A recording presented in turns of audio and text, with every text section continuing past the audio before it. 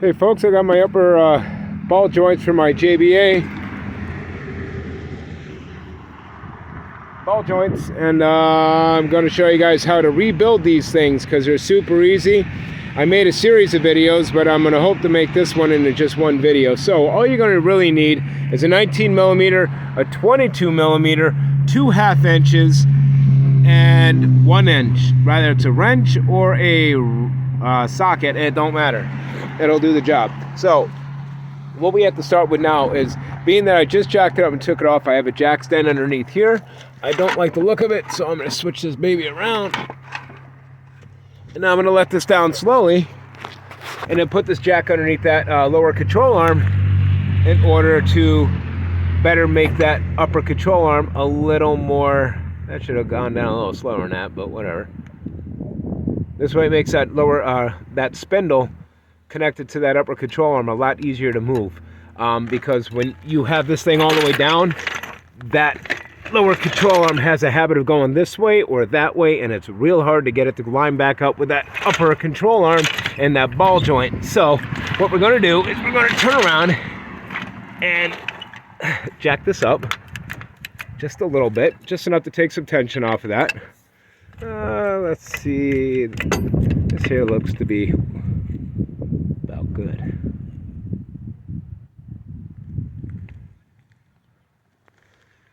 Alrighty.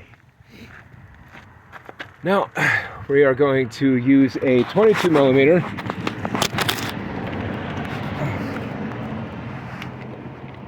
I'm going to use my impact because I don't feel like wrenching it. Is that loosen? Yes.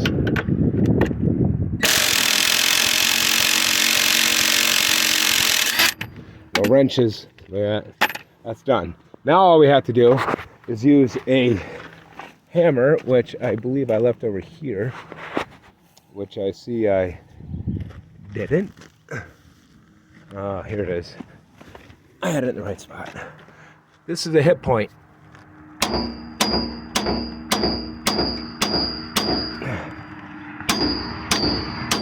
Alrighty.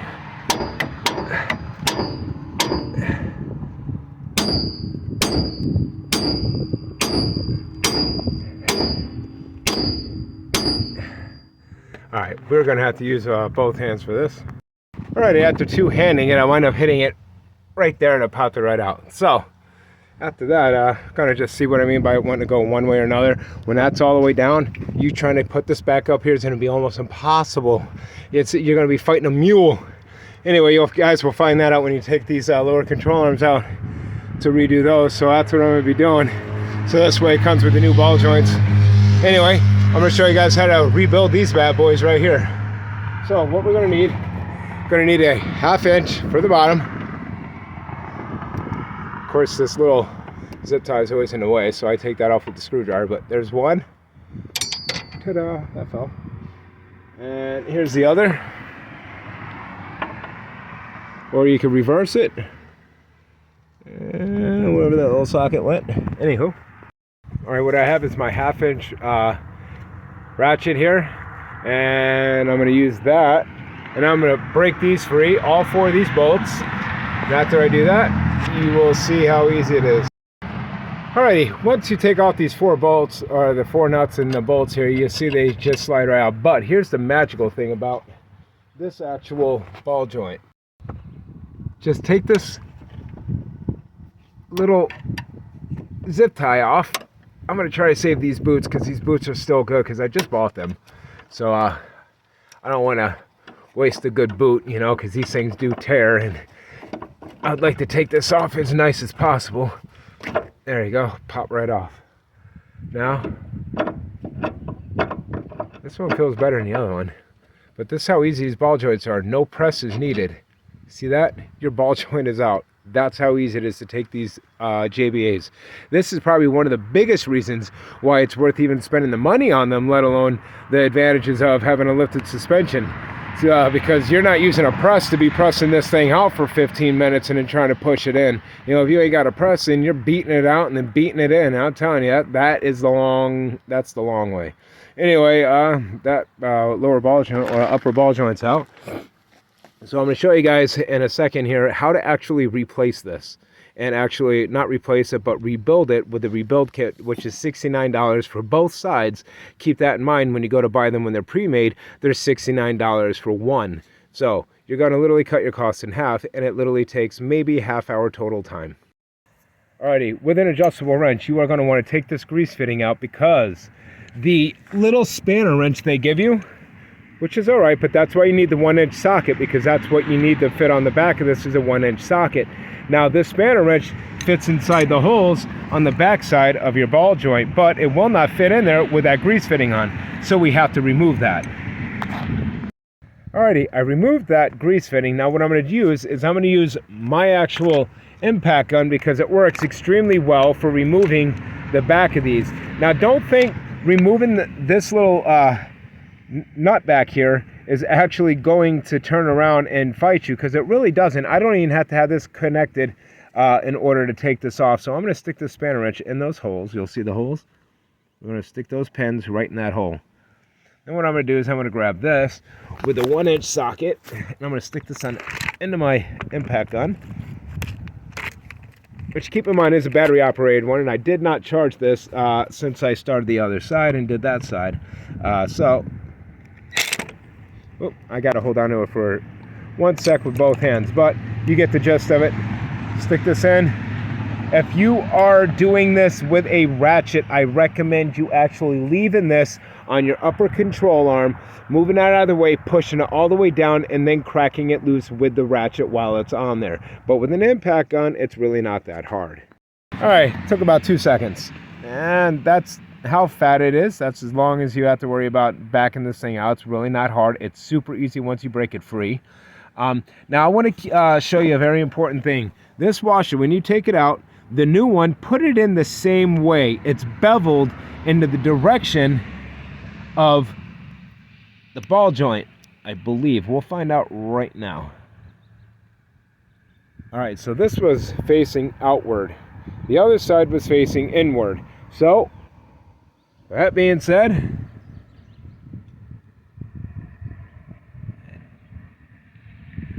don't know. I'm going to put it on the bottom side like the other side was. That's the only thing I can imagine, because I don't think it's going to hurt, because when you push this out, this is all you have to do. You're going to get one of these caps. One of these caps, they're all metal. So I'm going to clean these up and see if there's any kind of wear on it. The other side had a lot of wear and a lot of gouges in the ball joint. I didn't like it. It's a good thing I replaced it. Anyway, I'm going to turn around and replace this. This thing is actually all marred up. I can feel it already. It's grabbing my skin like the edge of a knife. It's got lots of burrs on the end. I'm glad I got a new one with it. So just so you could tell, the new ones are actually nice and shiny. And that just goes boop, right back on there. Anyway, we're going to turn around and clean this up. We're going to take this ball joint out. That is all it is to it, to take this out and to rebuild it. Alright folks, the reason why I cleaned it up, because I wanted to see what was going on with my ball joint. Now I'm noticing there's a nice shiny wear mark right here, which means it was starting to flatten out. And if you look at it, you can see an actual wear mark right there where it started to change color, and again right there. Can you see all that? Look at that one. I don't know what kind of mark that is, but clearly it's showing signs of getting beat up. There's a nice nick in it right there on the side. And once again, I got some nasty marring going on that shaft part where it goes into the actual upper control arm or spindle. So it must have been slapping around back there pretty bad, just like the other one. The other one was in even worse shape, but this piece here was in worse shape than the other side. You can see all the marring and all the sharp edging and burrs on the inside of this cap. You can imagine how sharp that is. Rub your finger on the inside of it. You want to know what I'm talking about. So yeah, it's a good thing I changed it. I think I might be needing to replace the whole thing soon, because I noticed that on the end there it's getting shiny, which I didn't like, and there's a couple dark spots from wear right there. So that was from the old one, but I'm going to replace them and put the new ones in, and I'm going to show you guys how to do that right now. So we're going to take the new one, right? This is your new stud. You're going to drop this stud right in there, just like that. Now what you're going to do is you're going to grab your new insert, the inside here, not the old one, the actual new one. And as you can tell, the old ones are actually not in bad shape at all, considering I've seen a lot worse before in the past. Anyway, I'm going to get this new one. I'm going to stick this one right here. Now, once I lift this up, that's going to recess itself right in, just like this. There you go. Now it's recessed in really nice. Now you're going to get that new washer, which I was showing you before. It has to be actually facing the right way. So we're going to face this bad boy. Oh, hand's greasy.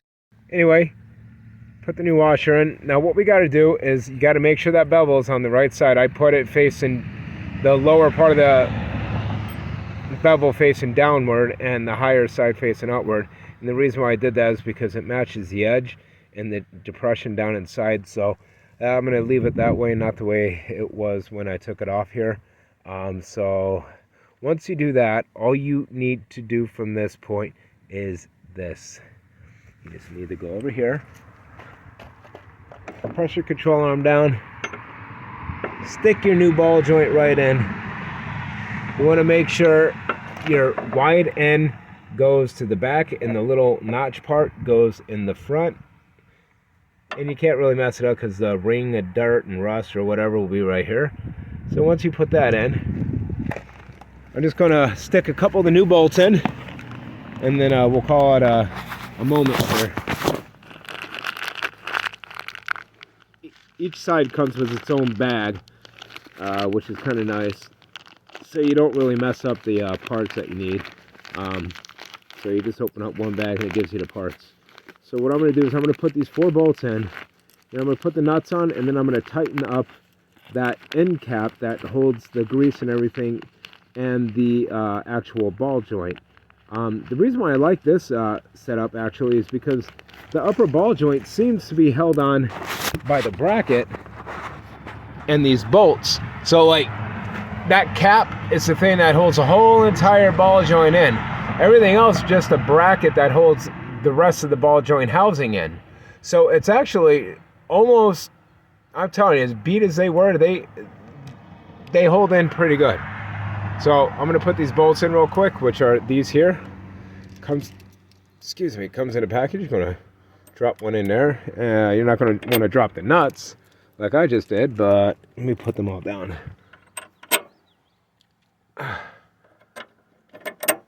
This is going to be super easy to do, guys, so I would definitely recommend doing it to save yourself the time and the money that it's going to take for somebody else to do this.